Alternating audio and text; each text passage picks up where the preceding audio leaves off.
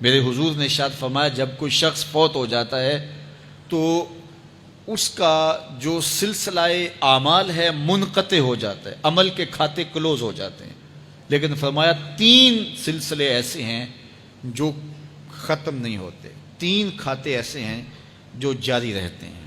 اللہ اکبر۔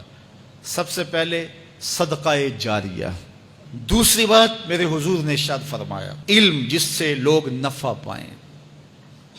اللہ اکبر۔ علم کسی کو سکھا دیا، وہ تسلسل باقی رہے۔ ہمارے استاد قبروں میں چلے گئے، لیکن آج ہزاروں طلباء کو اور لاکھوں عوام کو ان کے دیے ہوئے جو سبق تھے جو انہوں نے ہمیں پڑھایا آج ہم لوگوں کو بتا رہے ہیں، تو ان کی روح کو اس کی برکت پہنچ رہی ہے، پھر یہ ان کے استاد، پھر ان کے استاد۔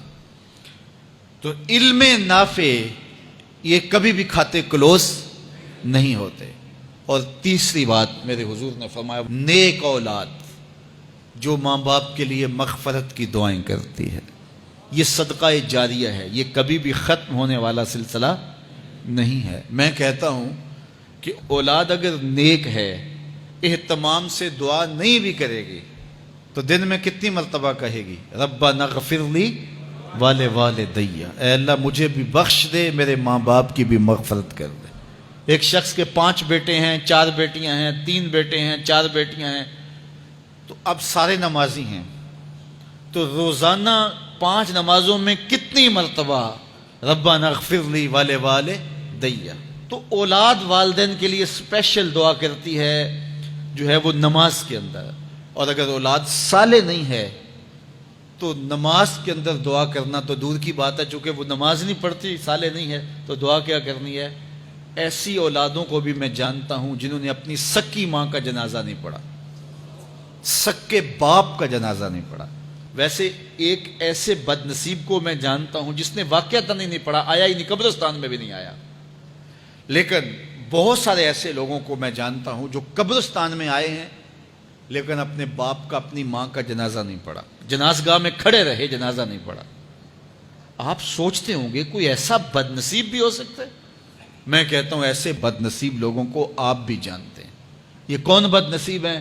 جنہیں جنازہ آتا نہیں، ساری زندگی لوگوں کے جنازوں میں رسماً کھڑے ہو کے آ جاتے ہیں، جنازہ آتا ہو تو کچھ پڑھے، جاتے ہیں ہر جنازے میں ہیں لیکن نماز جنازہ ہی نہیں آتی، تو کھڑے ہو کے لوگوں کو دیکھ کر کے سلام پھیر دیا، لوگوں کو دیکھ کر کے ہاتھ چھوڑ دیے، اور جو ہے وہ جنازہ پڑھنے گئے تھے۔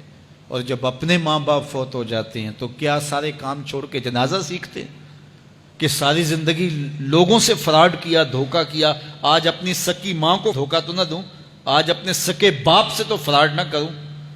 ساری زندگی جو لوگوں سے فراڈ کرتا رہا، پھر ایک دن اپنی سکی ماں سے بھی فراڈ کیا، اپنے سکے باپ سے بھی فراڈ کیا۔ اور مجھے بتاؤ شخص سے بڑا کوئی بدبخت ہو سکتا ہے کہ جو اپنی سکی ماں سے فراڈ کرے اور وہ بھی مرنے کے بعد، سکے باپ سے فراڈ کرے، اس کی لاش پڑی ہوئی ہو اور وہ اس سے فراڈ اور دھوکہ کر رہا ہو؟ اگر اس کے اندر ضمیر ہو تو ڈوب کے مر جاتا کہ میں اپنی ماں سے فراڈ کر رہا ہوں اور اپنے باپ سے فراڈ کر رہا ہوں۔ تو یہ کتنی بڑی بد نصیبی ہے کسی اولاد کی اور کسی ماں باپ کی بھی کہ اس کی اولاد بھی اس کے لیے جنازہ پڑھنے کی صلاحیت نہیں رکھتی ہے، اور وہ کتنے خوش نصیب ماں باپ ہیں جن کا جنازہ خود اولاد پڑھاتی ہے۔ اتنی صلاحیت اور اس قدر اللہ نے ان کو خیر کی توفیق دی ہے کہ وہ خود اس قابل ہے اور اس منصب پہ ہے کہ وہ اپنے ماں باپ کا خود جنازہ پڑھائے۔ کوئی جنازہ پڑھائے بڑی برکت ہے، لیکن جس خلوص سے بیٹا دعا کر سکتا ہے کوئی اور تو نہیں کر سکتا ہے۔ تو اپنی اولادوں کو نماز جنازہ سکھاؤ، اپنی اولادوں کو دین سکھاؤ، یہ عادی بن جائیں نماز کے، تاکہ بعد از انتقال دعاؤں کے سلسلے جاری رہیں۔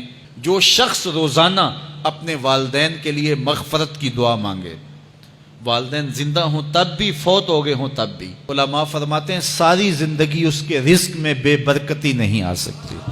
تو اپنے ماں باپ کو خوش رکھیے گا اگر زندہ ہیں تو، اور اگر فوت ہو گئے ہیں تو ان کے لیے دعاؤں کا سلسلہ کبھی بھی موقوف نہ ہونے دیجیے گا۔